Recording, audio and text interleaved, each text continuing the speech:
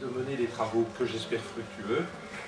Je vais simplement céder la parole à Olivier Lelamer, qui est adjoint au maire chargé des services électroniques à la population et à l'aménagement numérique du territoire. Et puis ensuite, Jacques-François Marchandise prendra le relais et c'est lui qui va diriger le débat pour la suite de la journée. Bonne journée. Bien, bonjour. Bienvenue à Lorient. Je voudrais dans un premier temps remercier l'ensemble des collaborateurs de la médiathèque de Lorient qui permettent à travers cet événement d'organiser un moment de rencontre et de débat, de réflexion. Je pense que ce sont des moments dont on a besoin. Il faut savoir se poser, il faut savoir échanger sur des sujets complexes. Remercier également Jacques-François Marchandise de la FIG qui nous fait l'honneur de bien vouloir animer les débats de la journée. Débats au cœur desquels on va trouver aujourd'hui la question de la confiance, qui est une question sociétale par excellence, on va dire, puisque tous les acteurs sociaux aujourd'hui expriment, manipulent et revendiquent ce concept, et tous demandent évidemment qu'on leur fasse confiance, et demandent aussi que leurs interlocuteurs la garantissent. La confiance, c'est quelque chose qui est omniprésent aujourd'hui dans l'ensemble de nos relations sociales notamment, et on lui attribue un rôle central et aussi des vertus qui sont jugées très souvent capitales. Et d'une manière certaine, je pense qu'on peut dire qu'elle est la clé du fonctionnement efficace de nos institutions. C'est presque un garant également de la paix civile, du maintien de relations durables, tant professionnelles que personnelles également. La confiance, c'est un moteur d'action, c'est un moteur d'interaction entre les individus, et tous les acteurs de la société, d'une manière générale, vont chercher à la générer dans leurs échanges. Et dans une société où on peut considérer que nous sommes de plus en plus interdépendants, avec une pluralité d'intervenants, des dispositifs techniques divers et de plus en plus complexes, la confiance est devenue une condition sine qua non de la décision, de l'action, puis aussi de l'investissement. Avec une difficulté majeure, c'est que d'abord, elle ne se décrète pas. Et force est de constater que nos sociétés aujourd'hui sont véritablement en perte de confiance. Je crois qu'on peut même parler de crise qui affecte quelque part tous nos systèmes, les médias, les institutions, la politique, que sais-je, l'économie, la finance, les relations sociales, la technologie récemment. Et cette crise qui est généralisée n'a pas grand-chose à voir avec finalement la question de la sécurité, mais davantage avec celle des valeurs humaines, de la perte de confiance dans les grands référents de notre société, aujourd'hui mis à mal. Je pense à la science, aux institutions, je parlais tout à l'heure de l'économie, et puis aussi dans la relation entre les individus et les organisations. Et parce que Internet constitue aujourd'hui des espaces très vastes et nouveaux, fragiles d'ailleurs, où les pratiques d'échange et de consommation explosent, où il n'y a pas une journée sans que de nouveaux services apparaissent, eh bien Internet, je crois, n'échappe pas à cette crise de confiance. Et cette crise de confiance numérique, elle réside aussi dans un déséquilibre auquel il faut remédier. D'un côté, des organisations qui sont surinformées, souvent suréquipées, parfois même surprotégées, et de l'autre, des individus qui ne bénéficient pas du même niveau de capacité, on va dire, ni des mêmes outils.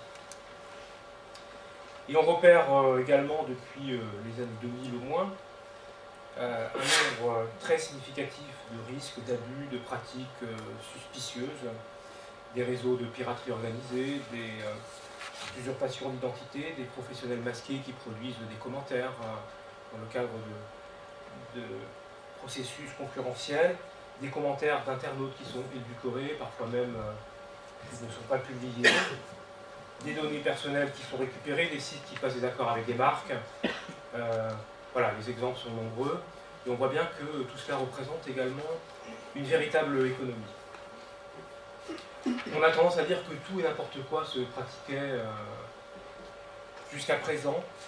On peut peut-être dire que tout et n'importe quoi se pratique encore toujours aujourd'hui, à telle enseigne que concilier confiance et numérique pourrait finalement relever de l'antinomie et s'apparenter à finalement vouloir concilier les contradictoires.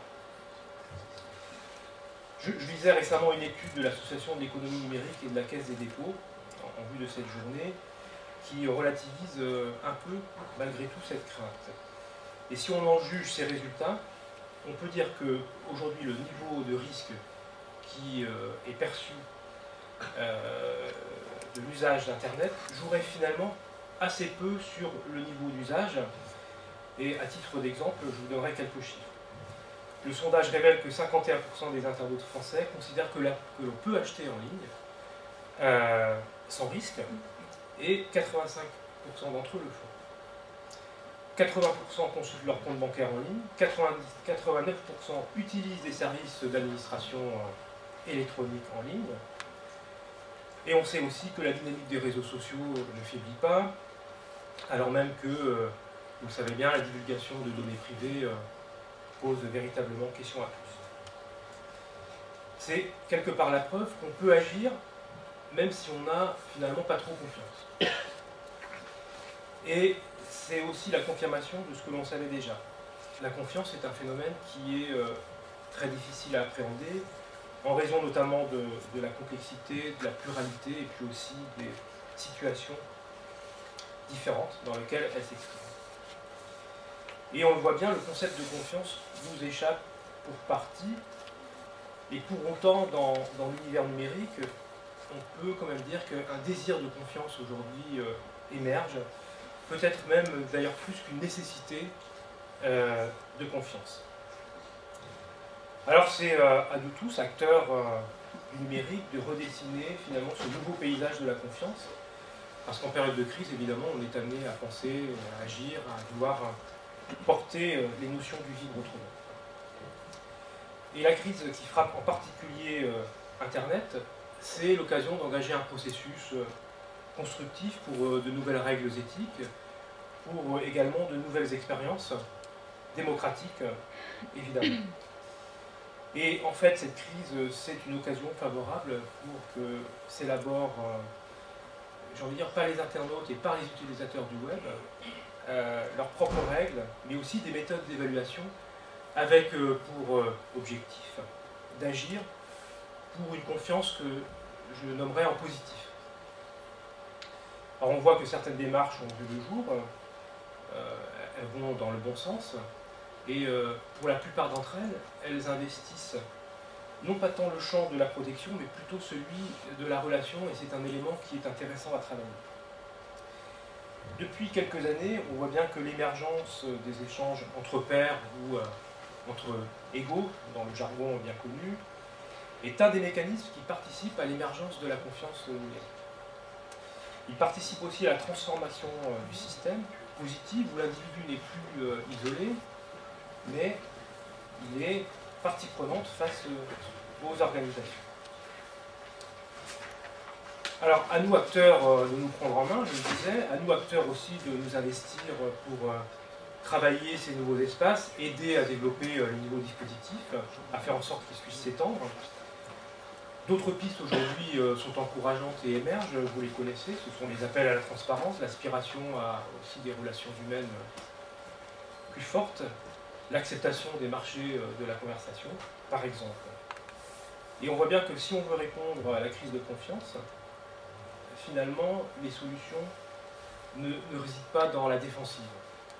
Le trop de sécurité, dont l'un des effets pervers serait finalement de brider la confiance. Personne ni aucun système n'ont intérêt à formater nos sociétés au tout sécuritaire, bien évidemment, ni même au tout prévisible, où toutes les preuves, les traces seraient conservées, où chacun y pourrait épier l'autre. La confiance, ce n'est pas la sécurité. Et s'il faut de la sécurité, c'est plus pour pallier à un manque de confiance finalement, mais en aucun cas, elle ne peut la construire. Donc il faut finalement regarder ailleurs, réapprendre à fabriquer la confiance, travailler aussi à l'idée que la confiance, c'est toujours prendre des risques. Établir la confiance, c'est outiller les individus en information, en moyens d'analyse pour rééquilibrer les relations avec les organisations. C'est aussi accepter de partager l'information, là encore pour mettre les individus et les organisations au même niveau de détention de l'information et de la capacité d'action. Donc on le voit bien, le ressort véritable aujourd'hui, c'est moins de focaliser sur les risques et sur la sécurité nécessaire à l'usage d'Internet que de se centrer sur la production même de la confiance. Donc la confiance numérique, c'est un défi, c'est le thème de la journée. C'est un défi pour les acteurs publics qui appellent aussi une action des responsabilités collectives. Et pour conclure, je dirais qu'il y a aussi là du sens à trouver à la fois des limites, à la fois articuler les choses dans le domaine du possible et articuler les libertés individuelles et la responsabilité collective. Et finalement, c'est nous interroger également sur notre vision de l'homme et sur les outils techniques, technologiques à sa disposition. Voilà, ce sera l'objet des conférences de la journée. Je vous la souhaite fructueuse et intéressante. Je vous rejoindrai ce soir pour la conférence et je vous remercie de votre attention.